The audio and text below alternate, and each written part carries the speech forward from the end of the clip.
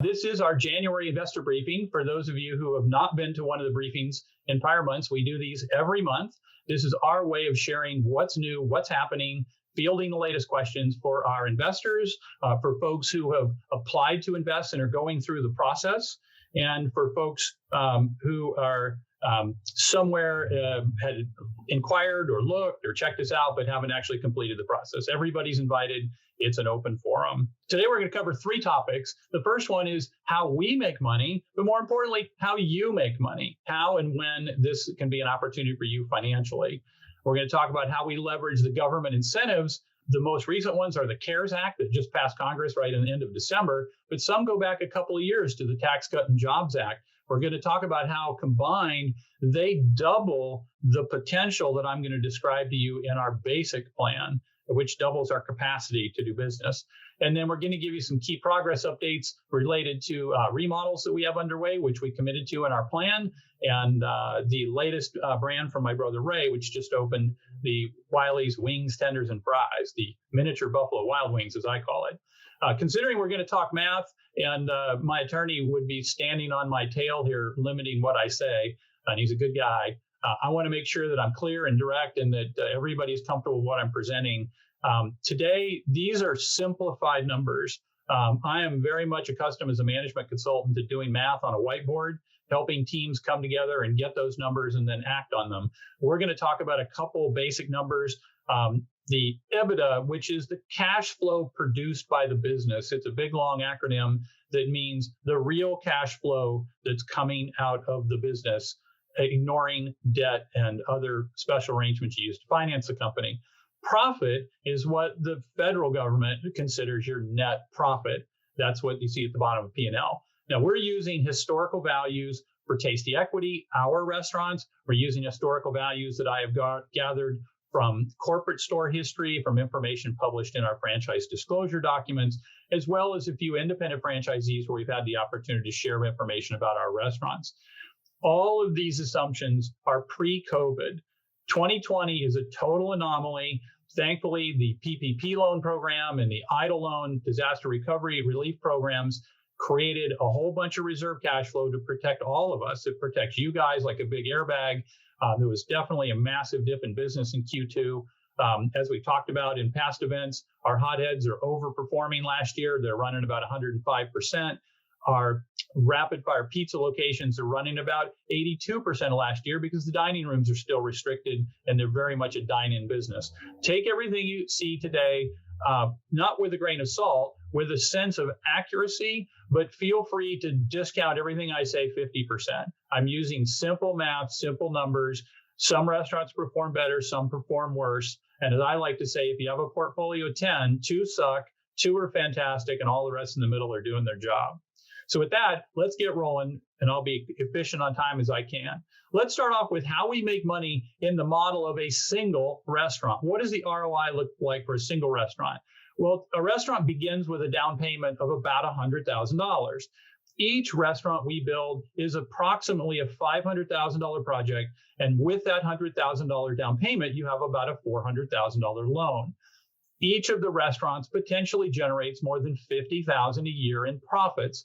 That's a little bit more than $5,000 or around $5,000 a month in net profit. That's why it's like farming. In farming, you want a lot of acres of your crop.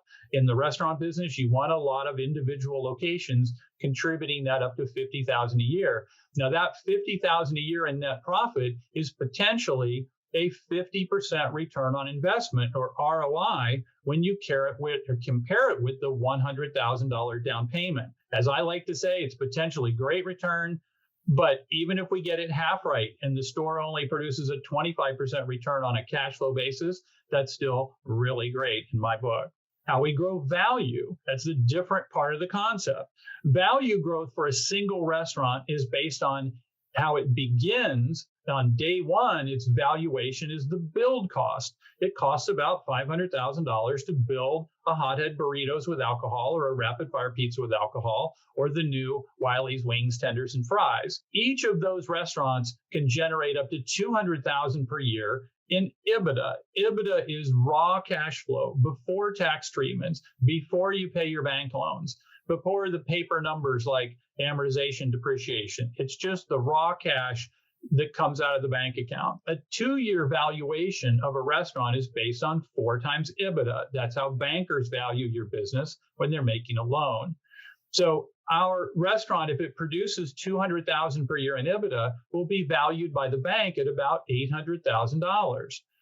That's a potential value increase in the first 2 years of $300,000 in value. Theoretically, potentially, that's a 300% return in your first 2 years on the value. So we invested $100,000 in a down payment. The business grew from $500,000 to $800,000. The value increase approximately $300,000. Again, disclaimer, if we get it half right and the restaurant only appreciates 100 or 150, it's still doubling the original cash investment. This is all about cash. We are a 3-generation restaurant family, and we know from years of experience that building that core 10 restaurants in your launch plan is the key. 10 restaurants really matter. I go back to Pizza Hut, where my dad was one of the first employees. When Dad finally left Pizza Hut Inc. to go build franchise locations with some investors, they got up to about 10 as quickly as possible. And that foundation of 10 helped them build restaurants all over the southeastern United States. When Ray and I and Dad got together to do the Skyline Chili business, a local chain that you may be familiar with in Cincinnati, they were preparing for an IPO. They needed a model set of stores, and we built 10 stores in 18 months. We know how to do this. When we cashed out, Brother Ray took his profits, and that seeded his Subway business. For 20 years, he built Subways. But at the peak, he only had about 16. It was the underlying 10 Subways that funded eventually the development of the Hothead Burritos franchise system, and specifically the Hothead Burritos stores. And today they have about 15 corporate stores. They don't need any more than that. That's the model for the system. Then those 15 stores helped fund the 10 plus rapid fire pizza locations, which are the foundation of the rapid fire pizza franchising brand. Pete and I came along, and it helped sponsor my son as a franchisee and a test to do 2 Hotheads and 2 rapid fires. So we have 4 restaurants. We're on our way to our first 10. And we're really excited to be able to include the one on the right, the Wiley's Wings, Tenders, and Fries, giving us a third concept to build in each market where we operate. So this is all about building the next 10 stores. And the reason is they become self-funding. And here's how. Our goal in 2021 is to raise $1 million as soon as possible. You'll know why in a minute. We're going to fund $100,000 down payments on average for about 10 restaurants. Each of those restaurants has the potential to generate up to $100,000 a year in cash flow. That's that EBITDA number I referred to earlier. Those 10 combined could generate $1 million per year. $1 million will fund 10 more down payments. So the recurring cash flows of up to $1 million a year can enable us to fund 10 projects per year without ever raising any more capital. That's really good for our investors who invest with us who in 2020 and now in 2021, because this is the capital raise. It's this capital that will be used to multiply as we build each wave of restaurants. Now we need to execute on our plan, starting with our 4 that are live, the 2 Hotheads and the 2 rapid fires. Our plan is to build 10 projects or 10 restaurant projects per year in any combination of rapid fire pizza, Hothead burritos, or Wiley's Wings, Tenders, and Fries. If we hit that plan of 10 per year, doing that, by the way, in joint ventures with our area developers in about 15 states, where they will co-fund and oversee the projects, our goal would be to get to 30 restaurants in 3 years. So let's talk about that math. Back to 10 restaurants a year is the key, because the restaurants fund the restaurants. $1 million could fund the first 10 down payments. Then those 10 restaurants fund the next 10 down payments. Then we have 20 restaurants, and in the third year, they fund at least 10 more restaurants. 30 restaurants operating together may be valued at up to $800,000 each, as I illustrated earlier. 30 times 800,000 is $24 million, which would be the total business value created at that point 3 to 4 years into operations. You have to take out the bank loans, so our equity after the bank loans could be as much as $12 million. What I'm presenting is very simple math. Build 10 stores a year, where those stores fund the 10 stores each subsequent year. We grow our $1 million we started with that we're raising as quickly as possible this year to up to $12 million. Again, the future's not certain. We're not absolutely clear that COVID's going to go away. All kinds of factors could get in our way. But from 3 generations of building restaurants, we have seen this model play out through Pizza Huts, through Skyline Chili, through Subway, through Hothead Burritos, and through Rapid Fire Pizza. And we intend to execute this plan in our business. And even if we only get halfway to $12 million in value, we've created an excellent return for all of us. That is all really great stuff. But then along comes COVID. And as a result of COVID, ironically, our Hothead Burritos restaurants performed better than the year before. Our Rapid Fire Pizza restaurants, which were much more dine-in dependent, had a rough year, and they're stable at 20% below last year. But we needed PPP loans for those restaurants, and we got them for our restaurants. But the updated CARES Act has tax breaks. Literally, I'm going to talk about those in a minute. They have loans that can be forgiven. Those are the Paycheck Protection Program loans that we got for all of our restaurants. It's like free money, but it didn't go in our pockets. It went straight through to our employees and our vendors and kept our ecosystem alive. And then the special economic injury disaster loans, which are 30-year mortgages effectively to give us a bigger cushion, and they can be used for things to remodel the stores and accommodate changes for COVID. So the CARES Act, the most important thing it does for us is it reduces our down payments 50%. That's because of a change to SBA lending programs. Our down payments have been about $100,000 per restaurant. Now they can be as low as $50,000 per restaurant. We could literally build 10 stores this year with half of the capital. I talked earlier about raising $1 million to build 10. If we can get these stores started by September, we could build 10 for $500,000. Invest now with us to get the benefit of these government incentives as they effectively leverage up. They multiply how far our capital will go. But the special incentives, this 50% reduction in down payments, ends in September. So we got to get these restaurants located, leases signed, and down payments and loans funded. Next, the CARES Act pays our first 6 loan payments. This is something similar to what they've done for our existing restaurants during COVID. This is not a skip a payment. This is not a forbearance. This is an incentive to get a new business funded and operational by September. Then the SBA insurance fund literally pays our loan payment. So think about this math. If we have a reduced down payment of only $50,000 for any projects funded between now and September, and then we get 6 loan payments paid on our behalf, we get to keep up to $54,000 in our bank account for those restaurants in their opening 6 months. We can then use that cash to fund down payments on the next restaurants right away. Literally, we could recycle 100% of our down payment cash this year. If you've thought twice or you're hesitant about investing or investing more with us because we're in the restaurant business, these incentives are creating amazing liquidity for winning brands like ours that are players and have survived to really capture market share. And the government wants us to create these jobs. So the key is, again, we have to fund these new loans by September. We can keep doing them after September. They just don't make our loan payments for us. So we're in a full march to get these done and many projects funded by September. Next is the Tax Cut and Jobs Act, which dates back to 2017-18. This is an eye chart of a table. I'm not going to walk you through it. I'm going to give you the simpler version, but this is an illustration of how 100% bonus depreciation works. That's the most significant feature of the Tax Cut and Jobs Act.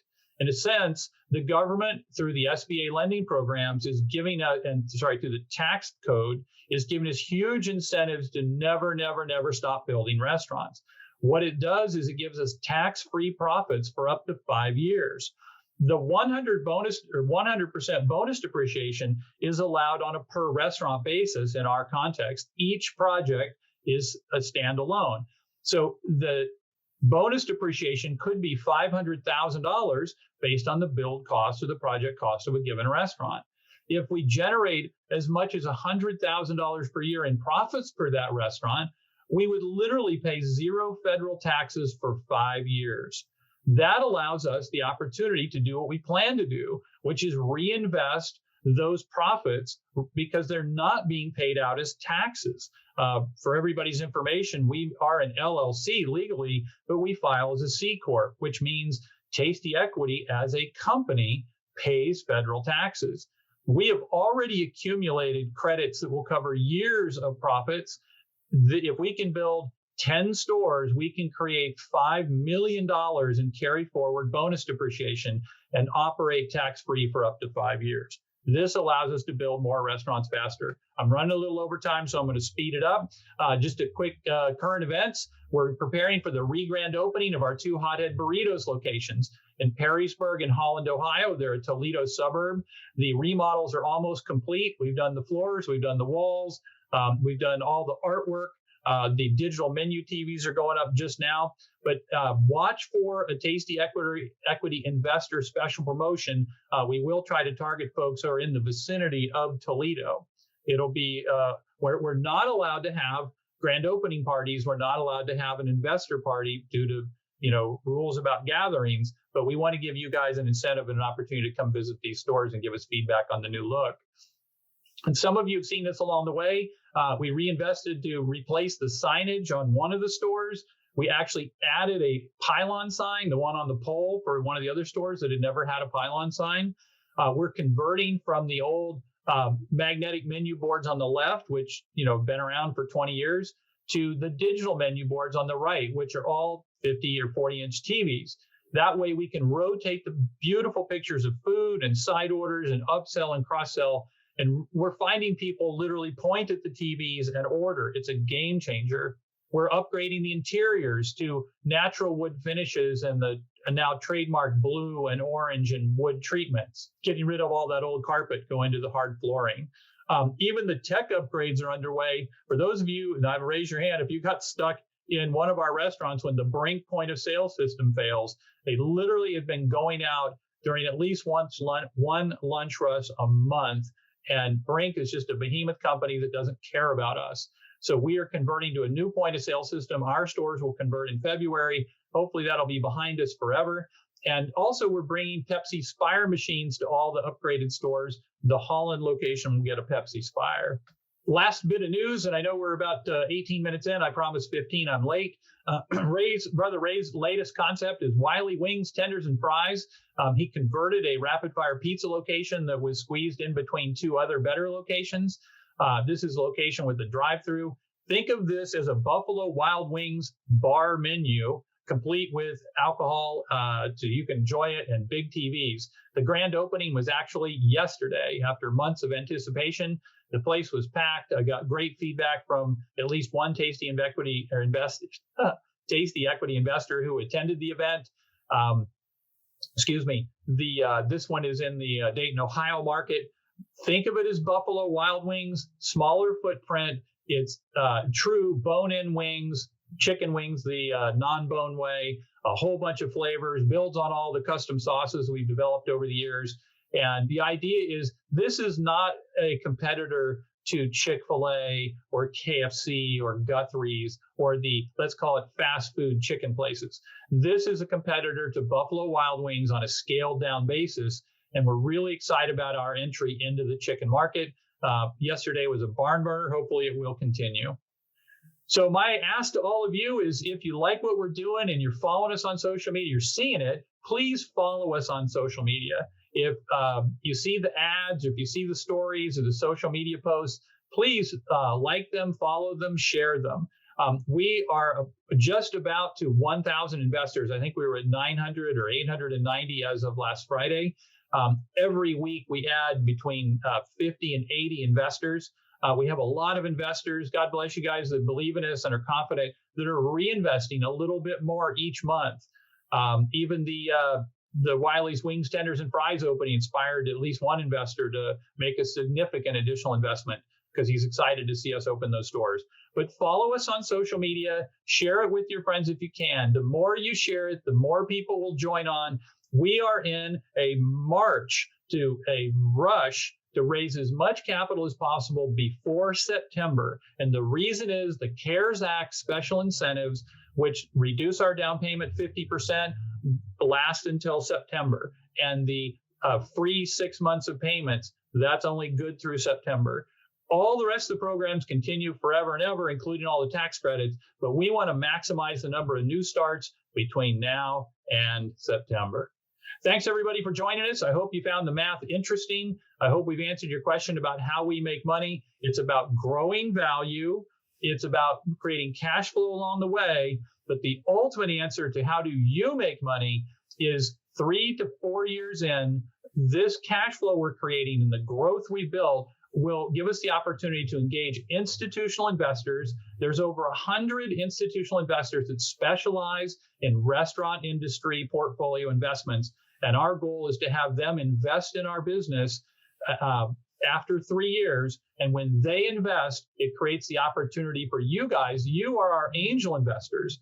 When the bigger institution comes in and invests at the higher multiples of value, when we're established with 30 more restaurants, say they buy in 10 or 20 or 30 or 40%, that creates an opportunity for you guys to cash in some or all of your investment and realize those gains that we were talking about today. Thanks, everybody.